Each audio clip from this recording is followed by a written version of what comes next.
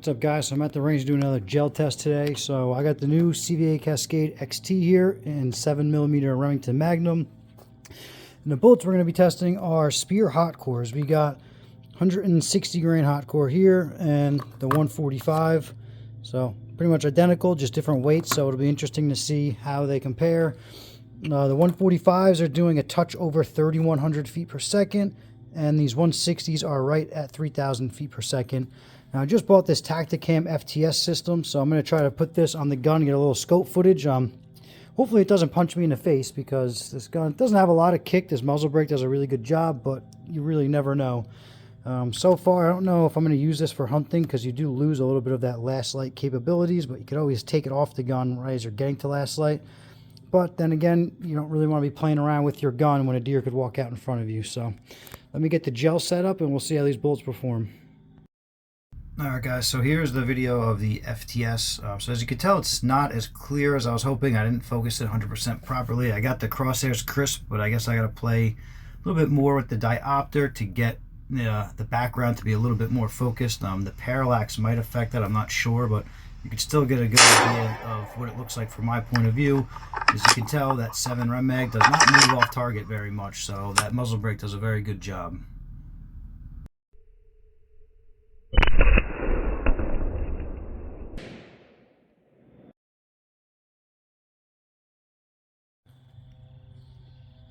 Alright, so we just took that shot with the 160 hot core.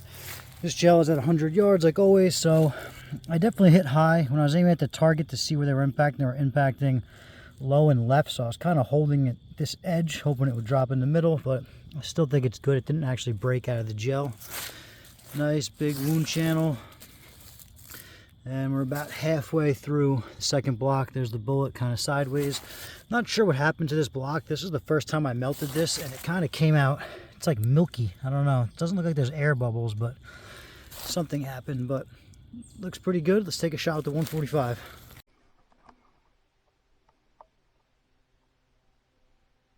I definitely hit it.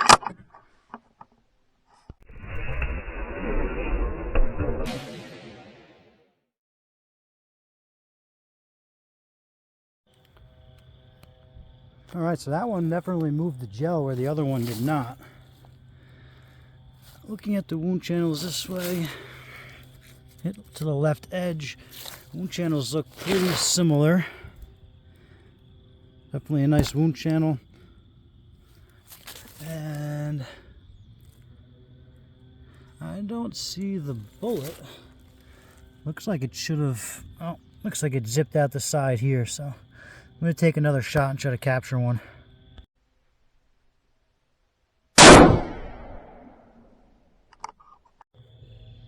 Those 145s are really smacking the gel. It busted up this thing.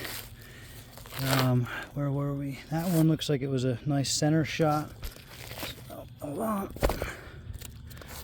You can see the wound channel down there. Looks a touch smaller than the other ones, but with that cloudiness, it's hard to tell. And we got a bullet down there. It looks like it's backwards too, like the other one. Let me get home, we can take a better look at these. Alright guys, so we got the blocks home. This wound channel on the bottom here, this is the 160 that kind of hit the top of the block, and then we got the 145 here. So looking at this angle, it kind of looks like the 160 has a wider wound channel than the 145. But if you come and look from the top, the 145 looks wider from this side. Looks skinnier in this direction, wider from the top view, and then the other 145 that we caught is in here, which looks smaller than this 145. From the other side of the block, you really can't get a good look at it because of just how cloudy the block is. If I try to flip it right here, you get a decent idea, but still hard to see. I still want to know what happened to this block. This one should have been nice and clear, but it wasn't. So all of these bullets, this kind of reminds me of what I saw with the speer impact. The bullets came in here, then you kind of have this big fragmentation here. Like it was mushroom, and then some of the lead just let go. You see that with the 160 and the 145s. So that fragmentation occurs right around 9 inches or so. So these bullets, you got a nice big wound cavity. It starts to taper down at about 10 inches, and then it's still pretty big, out to about 12 and a half. The 145 looks like it could have carried a little bit further. And then in the second block, we got the 145 here. So we're right at just under 21 inches. And then the 160 is 24 inches. Now the first 145 exited the block right here at about 21 inches. So seeing that, I bet you that bullet's just laying on the ground somewhere. Probably didn't exit with a whole lot of velocity. Definitely good performance with these. Now one thing that's kind of funny is the 145s were tossing this front block around when the 160 didn't. Now the 160 hit the top of the block, which to me should have flipped it easier since you're hitting the top of it, not dead center. Could be wrong, but it looked like the 145s transferred some more energy. So let's pull these bullets out and see what they look like. Alright guys, so I got the bullets out of the gel. So I forgot to mention this information before, but the 145 had 3,094 foot-pounds of energy at the muzzle.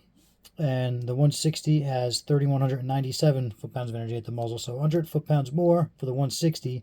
Now at 100 yards, the 145 hot-core is doing 2885 with 2,679 foot-pounds. And the 160 is doing 2,809 feet per second with 2,800 foot-pounds. So at 100 yards, the 160 still has more energy, about 130 or 120 foot-pounds more at this distance. And the 145 is still going a little bit faster. We're about 75 feet per second faster. Now looking at the two bullets, they are pretty much identical.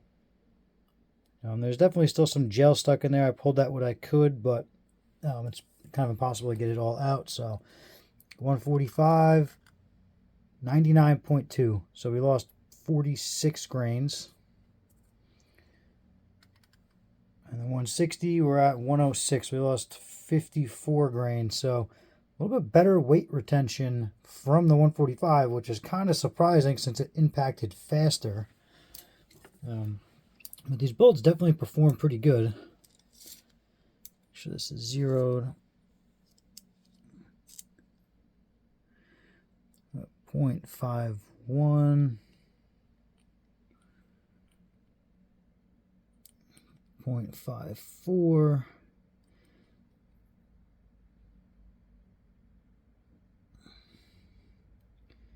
So we are just almost at 2 times expansion, just under. I'm assuming the 145 is going to be about the same. So we got a 0.56, touch more, but 0.57. Either way, I'm definitely impressed with these bullets. For a cheap cup and core bullet, they definitely held together pretty good. Now, if I was doing some closer range hunting, I would probably still pick the 160 just in case you get a close range like quartering shot going through bone, even though the 145 did hold up pretty good. So I would be interested to, if I can get a deer shoulder, pork shoulder, something to shoot these into and see if they still hold together good or if they fail at that point. But overall, pretty good. So thanks for watching. And as always, guys, please like and subscribe.